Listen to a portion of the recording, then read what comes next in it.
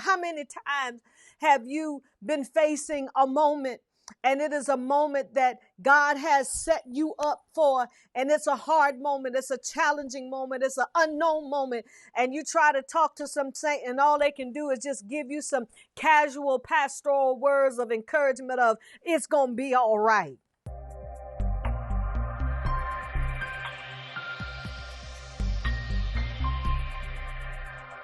Here at Creative Worship Center, God says, daughter, one responsibility in this house is to adjust hearing.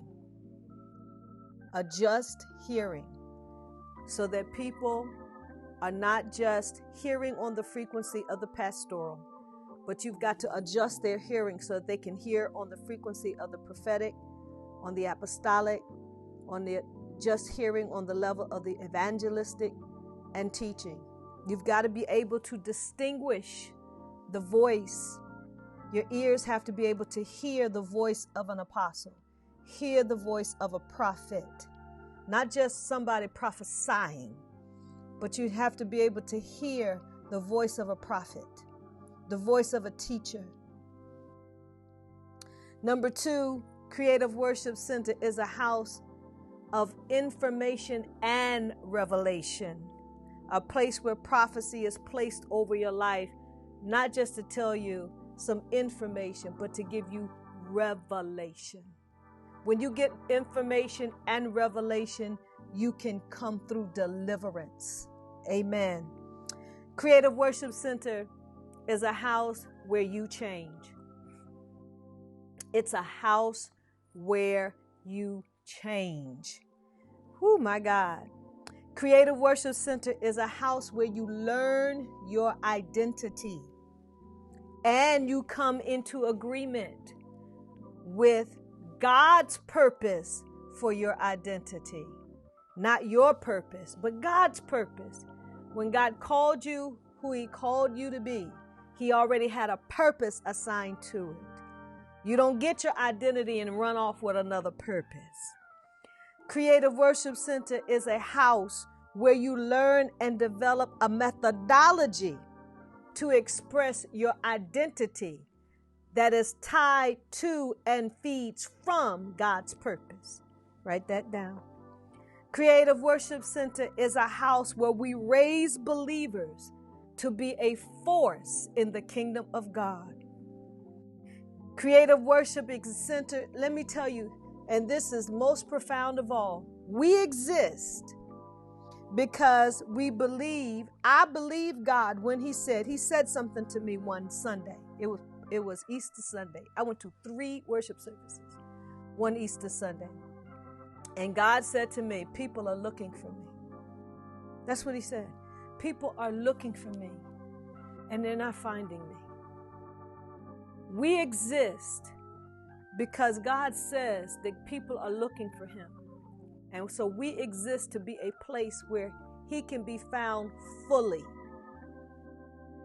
Last thing I want to share with you today, can't give it all, but we exist because God wants another place in the earth where He can release the weight of His glory, where He can release the weight of His glory. Hallelujah, hallelujah. My God from heaven. Whew. We're another place. We're not the only place, but we're another place. Now, when I say this to you now, those who are founding members, you already know how when we would gather, the weight of His glory would come. But when I taught this to you before we had our very first worship service, it was just pure prophecy. But we've walked in the manifestation of it. God has said it and brought it. Hallelujah. We are not gathering in our building, but I've never left the mandate. I didn't get distracted away from the mandate. We are still who God has called us to be, building or no building, because we understand what God is doing in us and through us, why we exist. Come on and say amen. I pray that this has blessed you. And I'm going to be sharing maybe next week some more about the mandate. Why does Creative Worship Center even exist? Why is this a house where you would want to bring your tithes? Why is this a house where you would want to submit to the teaching? Why is this a place where you would want to submit so you can change? What's happening here that's not happening all across the internet? I can't speak to all of those places, but I know this. You are sowing your time. You have committed your place with a mandate, and we stay faithful to it. Glory be unto God. When you bring your tithes, you are not sowing in bad soil. You're not bringing it to a dead church. Hallelujah. Glory to God. But you are bringing it to an alive place, with or without a building. Hallelujah. We are still yet alive. And so I want to make some appeals right now. Number one, I want to make an appeal to that person who is watching, who has sat and listened to me explain to you why this congregation exists, why God said start that church. And you have felt something in your spirit. There's something in your spirit is ringing on the inside of you. I want to invite you to become a part of this mandate. I want you to make the decision that that's the place where I need to have my hearing adjusted. That's the place where I can find my identity in Christ. That's the place where I can learn the methodology for doing what the Lord has called me to do and be.